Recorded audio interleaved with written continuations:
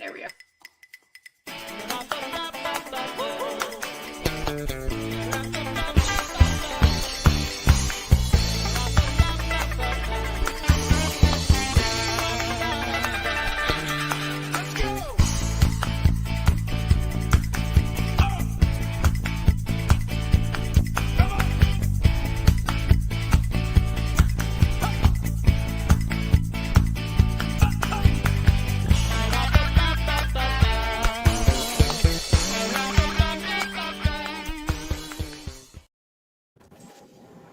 Everybody, to another edition of Always Live and Never Scripted. Here's my sidekick, John Ruffini. What's up, Johnny? Richard, redo your introduction because that was all kind of muffled and garbled. Oh, must have been everybody we had here. Now you're better. Now you're better. You sound great. All right. Hey, everybody. Welcome to another edition of Recruiters with No Limits. Always live and never scripted. Number 50, the 50th episode. Hey, how you doing, Johnny? I'm doing great, Richard. How are you? Congrats on 50, my man. We did it, buddy. But we got a special guest to celebrate with us today. Look at this team that's with us. Together we rise. Wow. What a book. What a combination of women here to show us what it's all about. So tell you what, let's just jump into it. We don't have any time to waste. Who wants to jump in first and tell us the stories? How did this even come about? Oh my goodness. Well, we have a really cool origin story, and I'll let Leslie tell the beginning, and then I'll kind of share the impact of us coming together. But it, we had, before the pandemic, we had every reason to get together. Leslie, you tell it so eloquently. Sure. I'll go ahead and get started. First of all, thank you for having all of us. It's great to see you. Also, Jeanette and Anna and Lauren, to be back with you after our celebration at Executive Forum, which was such a blast. And congratulations on your 50th episode. You've done an amazing, phenomenal job building your brand and building this podcast as something that people look forward to and participating on, such as us. So to dive right in here. So Together We Rise. How did this come about with 15 lady leaders, as we call ourselves, the Lady Leader Book Club? Basically, it's a really simple story that turned into something so beautiful. We were back in March of 2020 supposed to be at Executive Forum in Miami, as you may have been booked and scheduled to go there as well. We were going to celebrate the book launch for Joyce Russell's book, The Cherry on Top. And we had a dinner planned with the 15 of us, plus Teresa Carroll, who was part of the group as well. And we were going to Soho House. We had this beautiful dinner all planned to celebrate Joyce and her wonderful accomplishments. And interestingly, when we were picking people, it wasn't necessarily a group of people who all knew one another. It was just a really nice mix of women who I've known throughout the years. And then I'd say, should we invite so-and-so? And it just kind of grew from there, but all with the intention of celebrating Joyce. So she was kind of the common thread and connection. As you know, let's see, the dinner was scheduled for a Monday. Executive Forum was canceled on a Friday. So we quickly pivoted like everyone else and went to, believe it or not, Zoom. And we had our first Zoom call. We said, well, we can't let this moment pass us by. We still need to celebrate Joyce and the book launch. So we got together on a Zoom call. And during that moment, someone said, hey, we should actually do a book club. So we did. We set up a book club, and every month, the 16 of us got together. And you have to remember, and Lauren will share kind of the outcomes of this. This was in a time where certainly we had all been through downturns in our careers, but no one in the world really in our generations had been through a global pandemic. So coming together and knowing that we had one another every month was really important. So we had authors come. We actually had chefs come. We made lasagna together. We've done had facials together. We've done styling sessions together. You guys became really tight. Yeah. So imagine, John, if we would have just had that dinner, you know what it's like. You're talking to the person next to you or across from you, and sure, you would have forged some bonds, but nothing like what came out of this group, which then led to other exciting things as well, which I'll let Lauren share here. It's just so wonderful to think of something so simple as a dinner, how people could band together and really turn it into something special. So we actually had an author come to speak to our group, and she had heard our story and said, you know what, you all should actually publish a book. And that's how it happened. And of course, Wow. as quickly as we said yes to a book club, we said yes to publishing a book. And here we are now. Lauren, do you want to share some of the amazing outcomes of it? Yeah, I mean, Leslie does so much justice to the beginning of our story, but we didn't just have female authors. We had best-selling female authors. We had Heather Monahan, we had Erica Keswin, we had Dr. Stephanie Johnson, Gay Gaddis, I mean, Michelle Prince, the list goes on and on of these accomplished women that, April Sprintz, so many amazing, change makers that were coming in, inspiring us and talking about every topic from women's issues and beyond. And what happened from there was we started doing business with one another. And, I had just opened my firm on March 2nd of 2020, which, if you look back, it's like the opening punchline, right? But my first 3 customers ended up being lady leaders. And then I've continued doing business with other lady leaders as my firm has grown. My first year, I replaced my corporate income. I signed my first $1 million deal, and I signed my first partnership. And then the second year, we tripled revenues and all because we came together and started to really demonstrate and exemplify the power of women coming together and helping one another rise. And many of us have stories, as you'll read in the book, of women not supporting women. And it's something that we have to talk about. I remember a few years ago, and I'll tell you this little ditty and then we can move on, but a few years ago, I was not getting some support from a female leader. And I actually asked for some guidance from another female leader. And she said to me, we don't want to air our dirty laundry. So don't talk about it. And I disagree. We need to talk about it. Women need to support women. The pandemic did us no favors in women, and set us back to the 80s as far as women participating in the workforce. And I talk a lot about women over the age of 45 as well. And the pandemic did us no favors, and financially and from a career perspective. So yes, this needs to be done now. We have to move the needle. It amazes me, though, you're not over 45, are you? Oh my God, yes. Wow. That's a shock right there. It amazed me. It's proof that out of every tragedy comes something wonderful. And, if you guys had that dinner, to your point, Leslie, this would have never happened.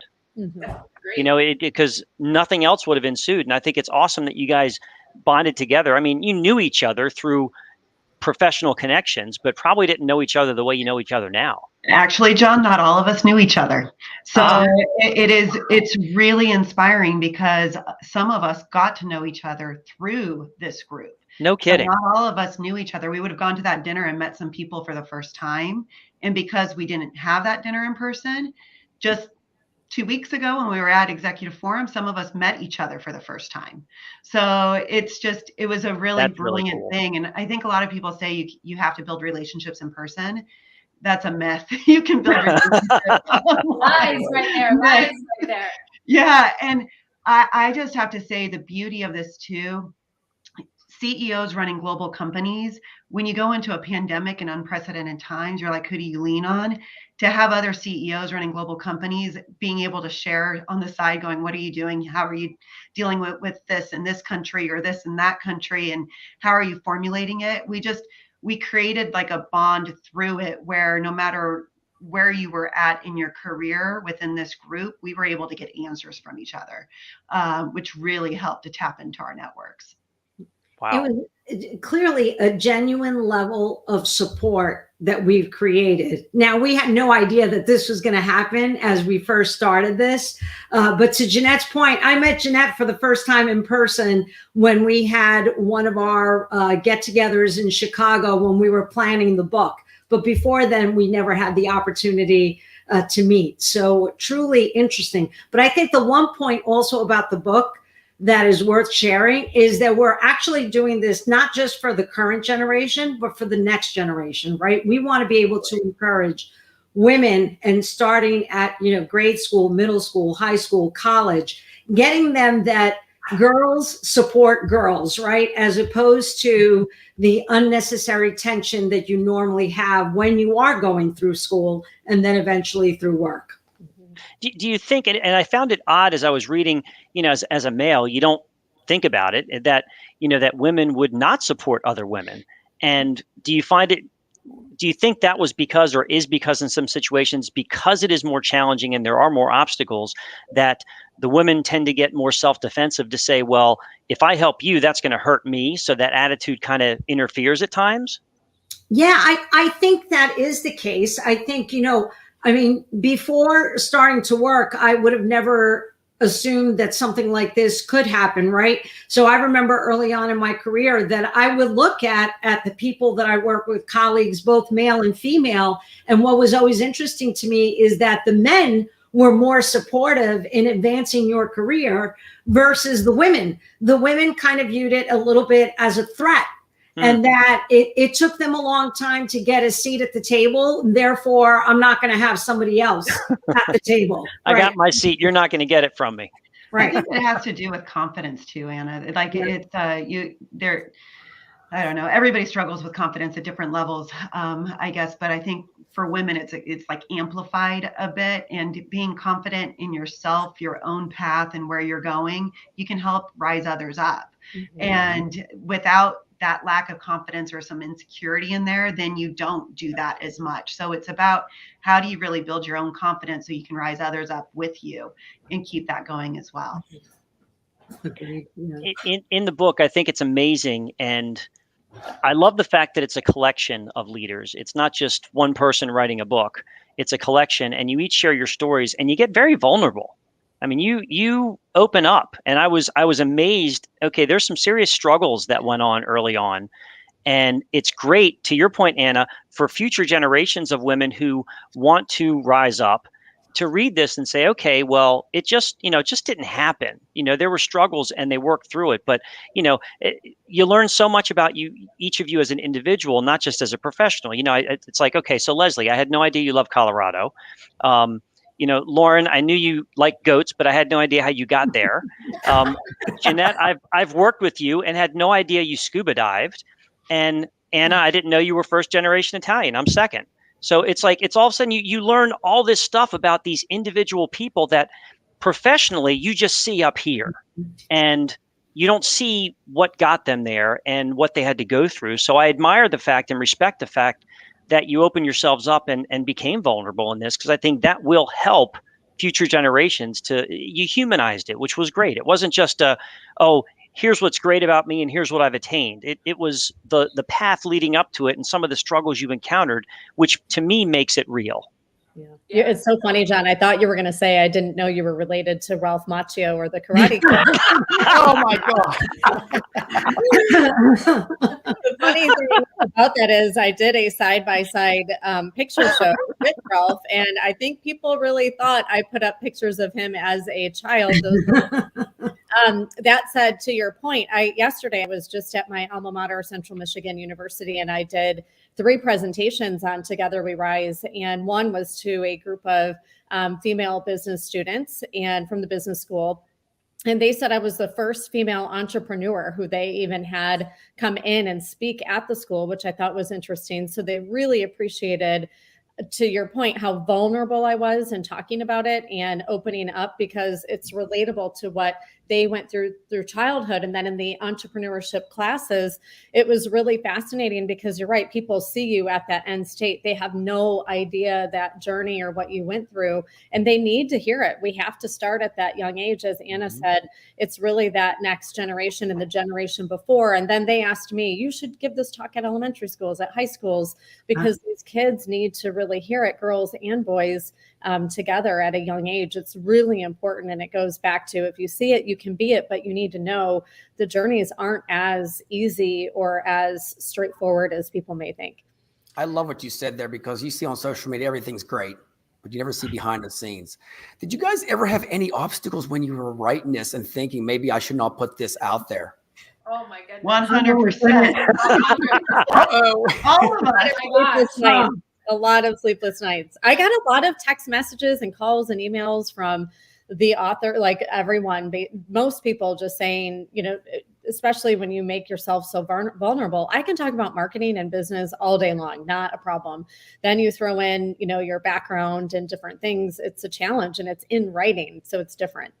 Yeah, it is a whole nother level of sharing yourself with potential strangers and opening yourself up to judgment. And I was one of those saying, you know, because I had that don't air your dirty laundry, don't say women, you know, I'm supposed to be a good example for other women. And if I'm telling other women that there's conflict with women, you know, what am I doing? And, you know, in the end, it was just better for someone else to potentially read and see themselves in a story.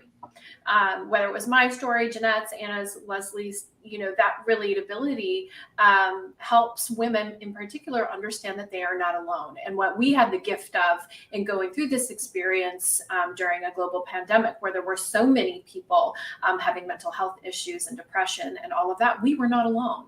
And, so, you know, together we rise as sort of a love story to other women who want to rise, who need other women, you know, in order to do that. And to let them see themselves in one or more of the stories.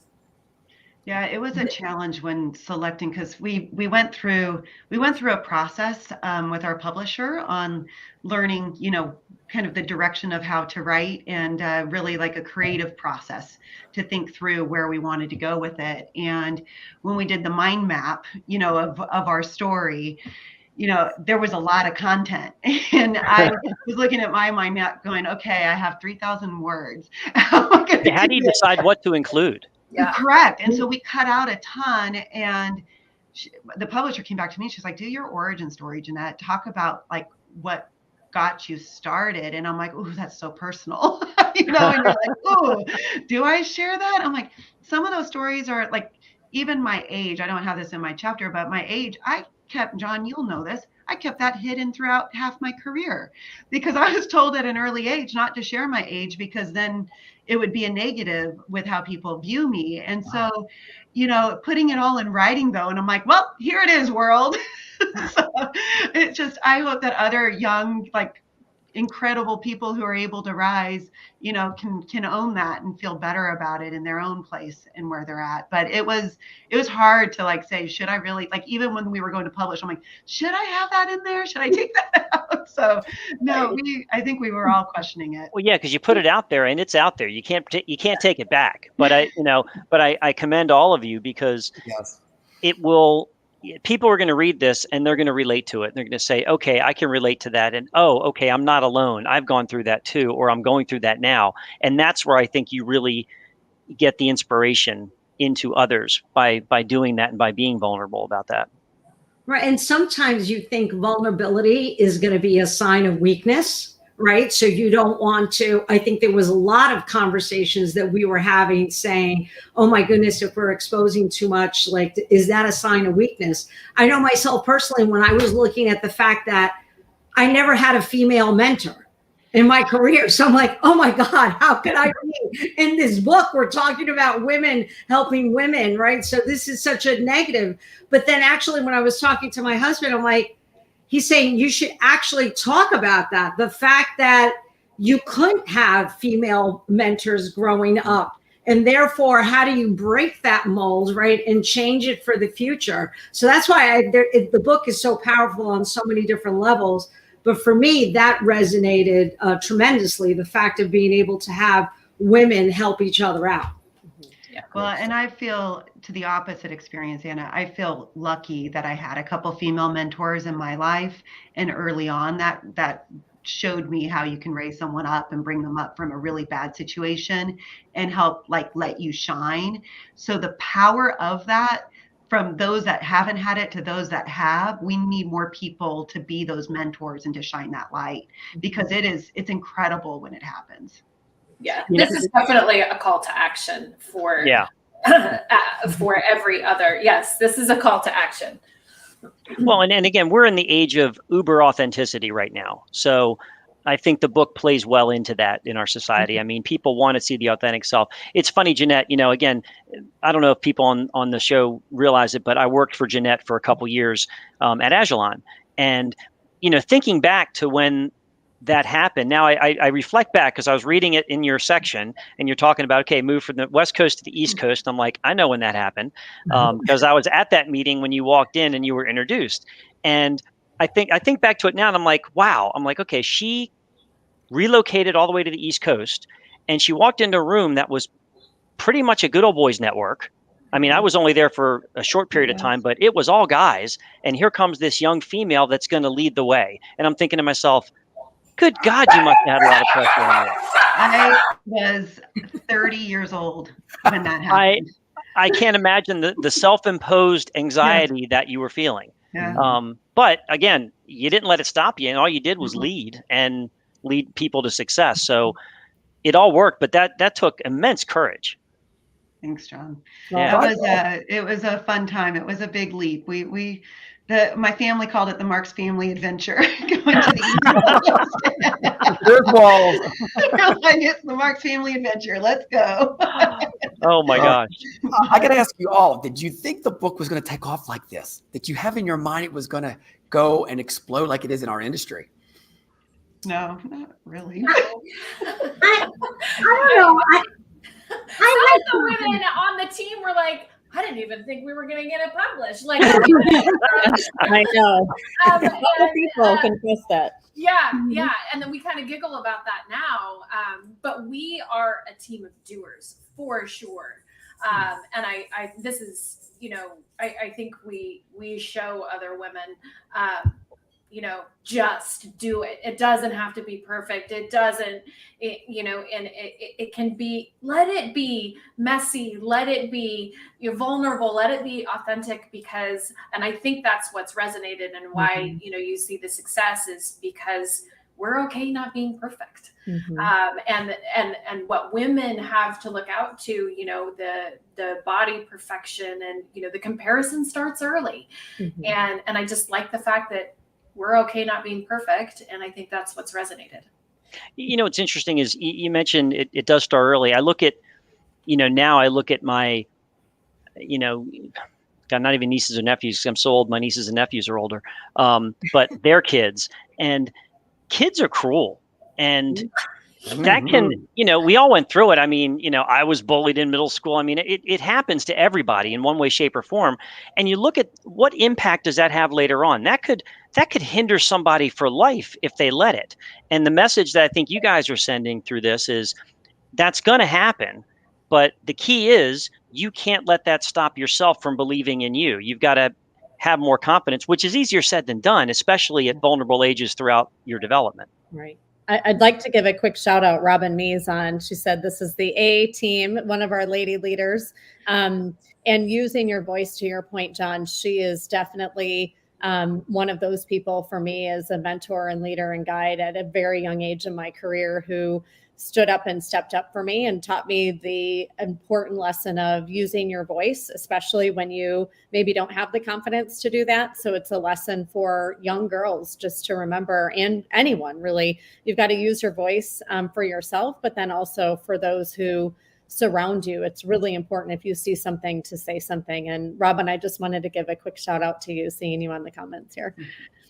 Robin's awesome. We love Robin. She's incredible. What advice do you give young women in a professional environment that are afraid to speak up? Not necessarily because of anything controversial, but they're just afraid because maybe their opinion won't be well received, or maybe their idea isn't the right idea, and they're afraid it's going to impact them negatively as far as their progression. What advice do you give folks on that? Well, I'm really passionate about actually, a bunch of us are very passionate about the power of mentorship. So as you are starting out in your, career, have a mentor. It could be a formal program. ASA does a fabulous job with mentors and mentee programs, but you could also do it informal. And you're never too old or too young to have a mentor, right? Because you're constantly learning. So look to the left, look to the right, look who's above you, who's below in the organizational structure, and who can you learn from, and align yourselves with them. And also, I would say, like, pick a variety of mentors, right? You don't want somebody that's going to be exactly like you. You want to have somebody who can, help you and give you that confidence that you might not necessarily have yourself inside, right? Somebody that can help foster that. So power Great advice. Allies. And I think some of the women who are in a position of power, so, for example, I had a girl who interviewed with me for the firm, and she did not follow up. She didn't follow up. She didn't send an email. She didn't do any of the things that should be done. But rather than writing her off, I gave her some feedback. If you see, Leslie says this all the time, if you see something, say something. And this goes to male allyship. Like, what do I do? How do I help change these things? The same goes for women. If you see something, say something. And she was appreciative of the feedback. She was new to this whole thing and didn't think about some of the, basic manners or etiquette that we should follow when we're, pursuing an opportunity. And so taking the time to, instead of think that it's something against you or something that they were too lazy to do or whatever negative perception you might have in your brain, maybe just help them. Yeah. Interesting. John, Go ahead, Jeanette. I'm sorry. I'll answer your question from a different point of view. That's putting it more on the person to learn how to build and find their voice. I'm going to say as leaders, we're responsible for helping people find their voices as well. So in a meeting, typically you're going to have your loud people who always speak up, and then you're going to have your people who are pretty quiet and reserved. And it's really up to the leader to make sure every voice is heard as you're going around and asking them specifically, John, what do you think about this? Or, Lauren, what do you think? And asking them to come into the conversation and letting them know it's a safe space to do so. You need to create that space. If you create that space in a way that's really open, I think it really makes a huge impact. And then the other thing that happens in meetings to people who have smaller voices or don't have as strong as, just presence with it is sometimes they'll say something great, everybody will ignore it, and then somebody else will say it 5 minutes later, and they're like, that's a great idea. As a male ally, as like for anybody, it could be male, female, it doesn't matter. But if you see that happen, point back out and say, so-and-so said that a little bit ago. I agree. So-and-so, that was a good idea. Like, give the credit back to the original person, because it's almost like the personality kind of feel as well. So I think as leaders, we can do a lot more to help create the comfortable environment that's inclusive so that every voice can be heard. Wow. Well, that is well said. Powerful. Hey, Johnny, real quick, I got this picture I got to show you guys. You guys were having too much fun here. Look at this. Is this a dream team or what, guys? Dream team. Yes. Definitely dream team. Yeah. It is. For sure. And you know what? I have to tell you, you all have a swag to you now. It's like, I love it. Oh, they had a swag before this. The smiles, you're doing for the men and the women. You know that. We guys, we love everything you're doing, and we're just eating it up. It's just incredible how you guys are just taking charge and moving along. Richard, I think we're going to do some more of this, correct? Oh, yeah. We're going to have, it's a 4-part series, so we're bringing everyone. We're going to get all the Lady Leader Book Club folks on here to talk about this. We are big proponents. We love what you guys have done. And good luck with the book and with your message and mission. Thank you so much for having us. Thank you so much for having us. I love the book. Even the dogs are happy. Look at this. I mean, Oh my God, I'm you guys so are taking this viral. We just bought so much books. for everything. You guys are rocking it out. If I can say anything else, together we rise. Take care, guys. That's it. Thank you so much. Get the book. Thank you all. Take care. We'll see you next week on another great episode of Recruiters with No Limits. Have a great week, everybody.